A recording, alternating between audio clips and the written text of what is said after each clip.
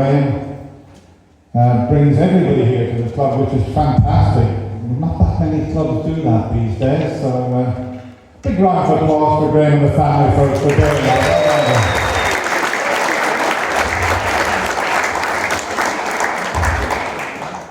Have you seen any trick shots before?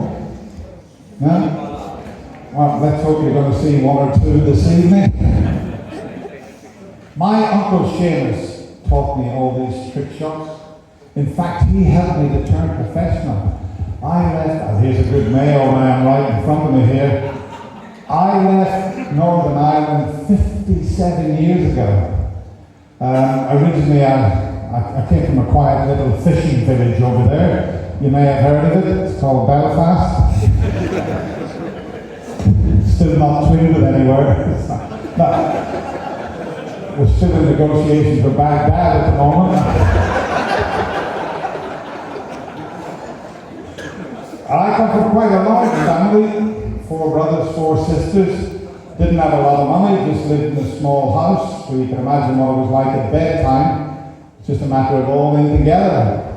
In fact, I didn't know what it was like to sleep on my own until I got married. Thought the boys would like that. But he was a great character, my uncle. Taught me a lot about the game. He could have been a professional himself, but he was a fishing fanatic. And it didn't matter what the weather was like, he'd go off fishing. And I'll never forget this day. It was the worst day that Blackburn had ever seen. 8 degrees below freezing fog, and he headed off fishing in that sort of weather, and he brought a flask of Jameson whiskey with him, and when he got there, it was so bad, he had to cut a hole in the ice. So he's fishing away with the whiskey beside him, and this voice said, "There are no fish in there." And he looked round, there's nobody there, so he had a swig of the whiskey. A voice again said, "There are no fish in there." And he looked round, he said, "Is that you, God?" And a voice said, "No, this is the ice rink manager."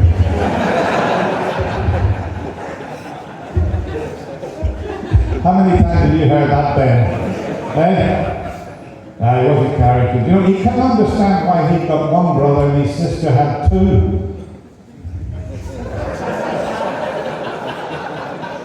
He just got that one, didn't he? I still don't understand that one. That's a good one, isn't it?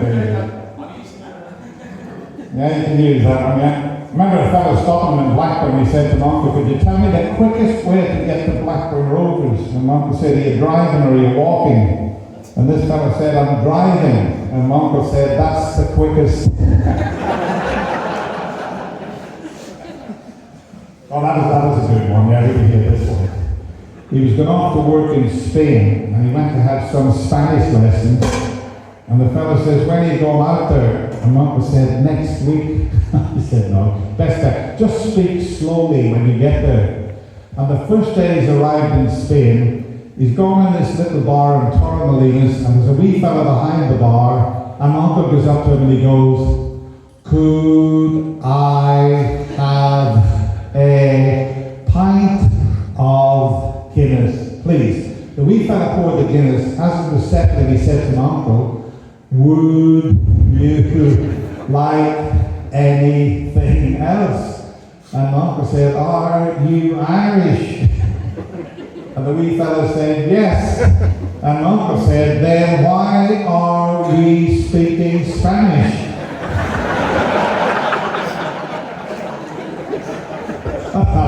That's a good one. Well, we opened a nice wine bar there in Blackburn, and my uncle was in with his best friend, and the waiter was very posh. He came over and a nice bottle of wine. So he's opened the wine for them, and they're drinking the wine, and they started opening their sandwiches and eating their sandwiches. And he came dashing over the waiter, and he said, "I'm sorry, you can't eat your own food in here." So they swapped sandwiches. And got away with it. Right, let's see if we can get a trick shot for you.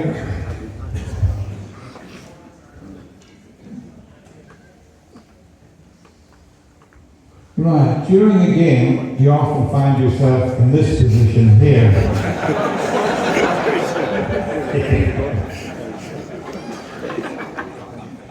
You just pot the red. The idea is to pot the black. There's a couple of ways of doing this. Going to get the white off the side cushion, back over the reds, across the table, and pot the black. A few ways of doing it though.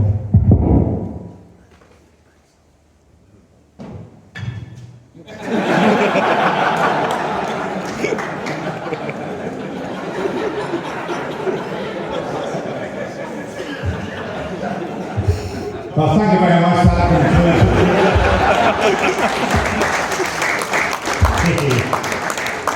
Let's see if we can get this for you.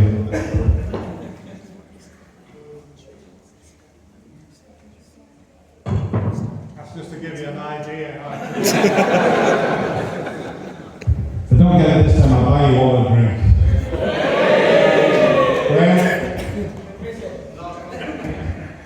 I'm going to get a pint of lager and 100 straws ready, will you? Right.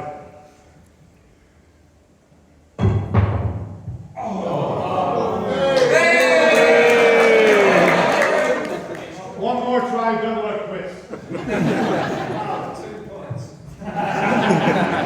Well, you've seen them before, haven't you? Where's that China since you mentioned? There we go.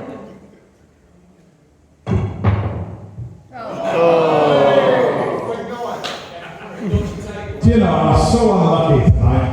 I was so unlucky I bought a suit last week with 2 pair of trousers and burned a hole in the jacket. How unlucky is that? I think that's unlucky. I had another uncle who was in the hospital had his tonsils out and some sort turned the trolley around. He now sounds like Graham Dot.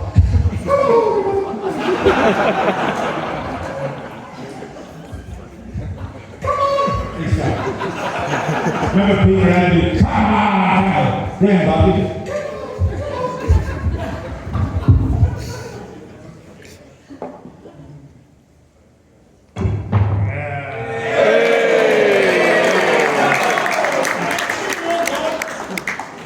I'm the only player who can get the black and white in. I've got the reds here, I'll try and make use and spin the black around the reds in the other corner pocket.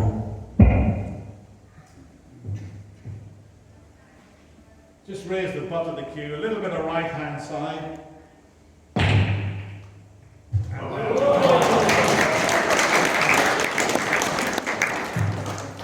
It's easier when you don't use the microphone. Have we got a wooden triangle? We've got a normal triangle, right? Yeah. The ordinary.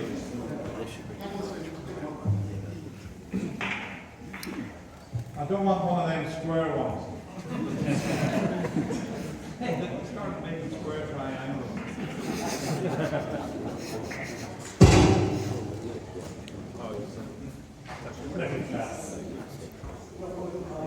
No, it's plastic. Okay.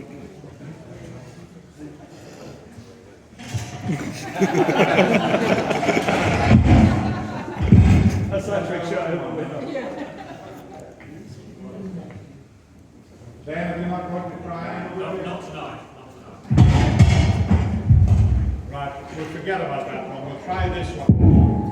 Which is the cue, which is the... Big Break, if you used to watch Big Break, John Berger, and everybody thought John Jay got the trick shots first time. This one I'm going to try 14 goes he had at it on Big Break, recorded them all. I'm only going to have 10 goes at this one.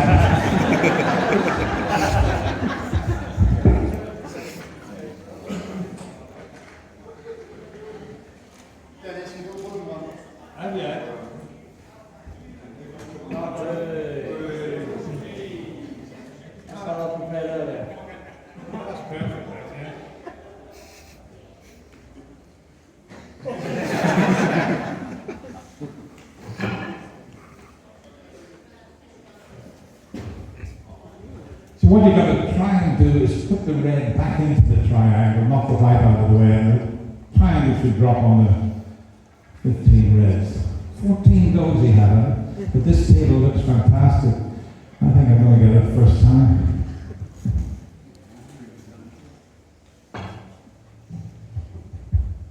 Maybe the second time.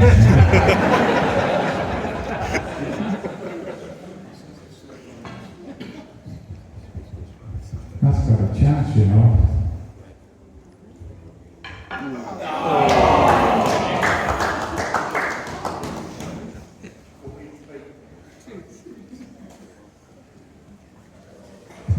This is a tough one. There's no drinks on this one.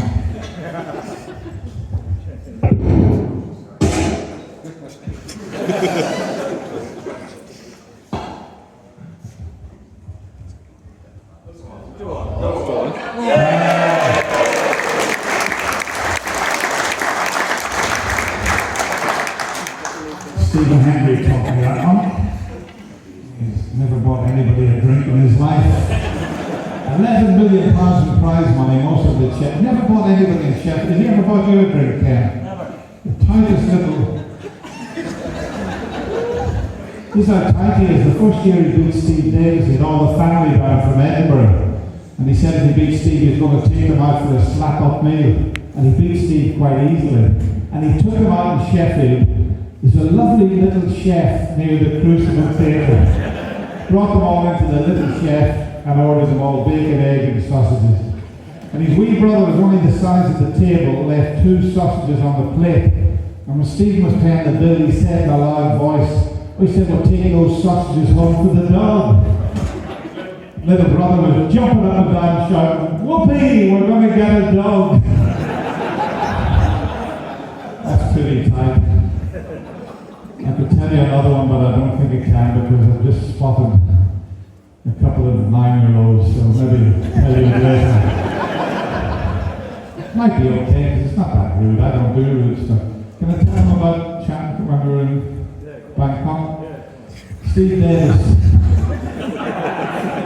This is Ken Doherty's fault. This is how tight Stephen Henry is. We're in Bangkok for the World Team Championship, 1997. Day off between the quarters and the semis. Steve, myself, Stephen Henry popped out to this lovely wee club. About a third of the size of the room, round tables, bit of music, and we were just in there having a few beers, talking about snooker as you do when you're in Bangkok. And this lovely wee girl came out and jumped on the table, and you know what I mean. If we had known it was a place like that, there's no way we'd have been in there. You know, we were. Anyway, she jumped on the table and did what they do out there. She danced away to the music and took all her clothes off. Well, I didn't know where to look. Well, I knew where to look, but Steve, being the gentleman he is, pulled out £20 stuck in her right cheek, so I pulled out £20 stuck in her left cheek. Henry, the tight little sod, pulled out his switch card, swiped it, and took the 40 quid. Can you believe that, Graham?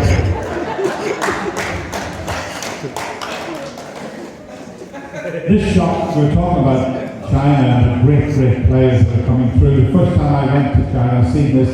Because Steve Davis, everybody knew Steve, even back in the 80s. They all knew Steve Davis. And I seen this shop out there. I remember being in a restaurant with Steve and the waiter, I gave me this menu and I didn't understand the thing. So I said to the waiter, I said, what's the soup? And he went, oh, I said chicken. He said, no, mushroom. I said, you just made a noise like a chicken. He said, I can't make a noise like a mushroom.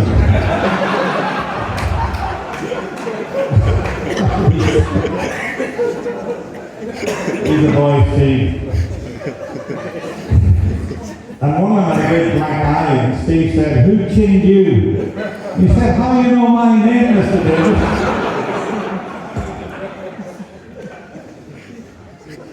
So this is the shot I've seen out there. It happens fairly quickly. Shoot the white down the table as it can back up.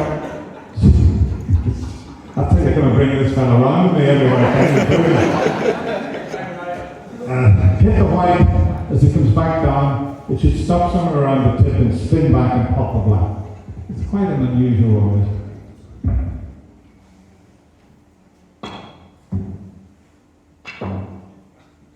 I need to put a bit of chalk on it.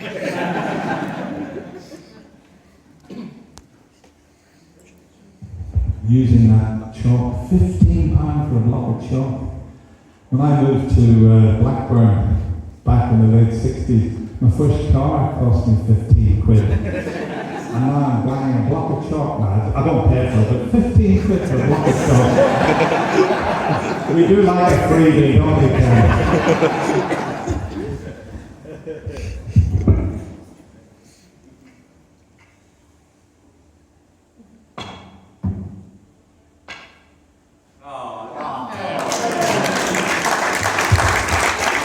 I've just a couple more to finish off with, and we'll have a few more stories for you. I'm sure Ken's got plenty of stories as well. I like this one because you've got to pop a black without using it to the cue.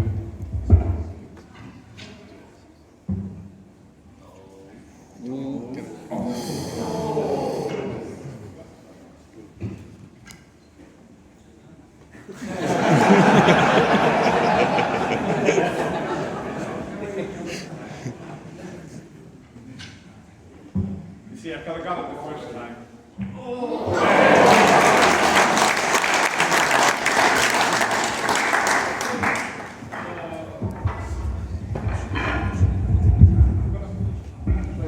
This young gentleman we met there, I think, did he play a frame against Joe Trump? Did you clear the cameras up? Yeah. This is for you, this shot, and then you'll be able to show your friends. What's Fabian? Is it Fabian? Remember his name. Fabian, this is for you. You've just plotted a red. You've come around and you've snookered on the black. Put plenty of chalk on the tip, and if you're quick enough, it's just a matter of getting down. Popping a black Fabian, so don't forget that one. Did you see what happened there, Fabian? Oh, you know it, do you? Well, there's a few that don't. I'll show you how it works, that one. In fact, I'll slow it down for you. I'll give you an action replay.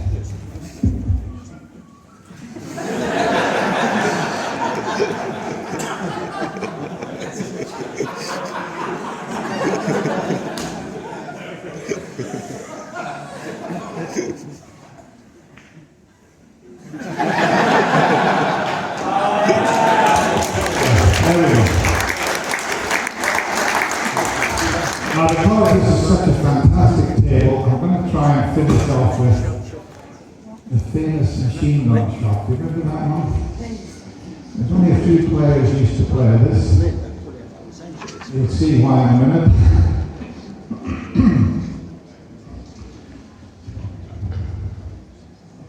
Got to get all the colored balls lined up.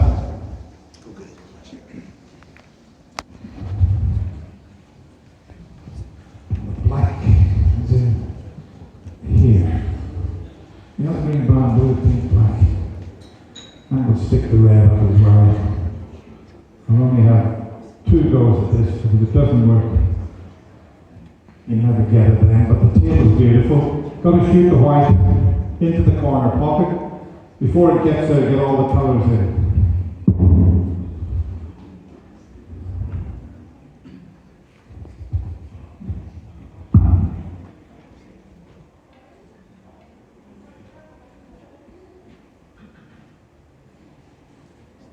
Quiet for me. Is that the BBC or ITV you've got there? Right.